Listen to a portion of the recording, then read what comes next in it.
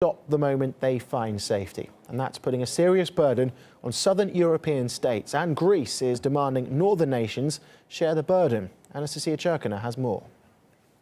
Fleeing a bloody war in Syria, men, women and children fill a square in Athens. Here there's sorrow but also hope of starting afresh away from their torn homeland. To have a better life, to have good life, peace life. They dream of a new life in the EU, in quite literally any country that will take them. Just any place in Europe that can be safe and peaceful for me, that can give me good conditions for study and living and bring my family, that's it. But reaching that goal is a long way ahead.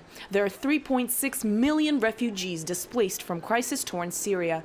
Migrants' rights groups say the European Union can and must accept at least 180,000. But not everyone in the EU is ready with open arms. We're not ready to accept everyone. We shouldn't accept everyone. We don't need everyone. Unaccepting of those left without a home because of a war in which the West has hardly been an innocent bystander through supporting the uprising that led to the current crisis.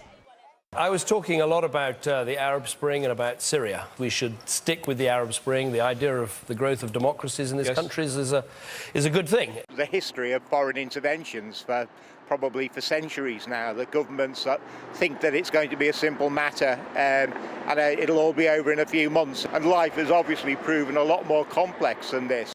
The UN and 30 humanitarian organizations have urged wealthy countries to accept more refugees as winter sets in. We are on our limits, and we don't want to see people sleeping in the streets, but at the same time their numbers are so vast.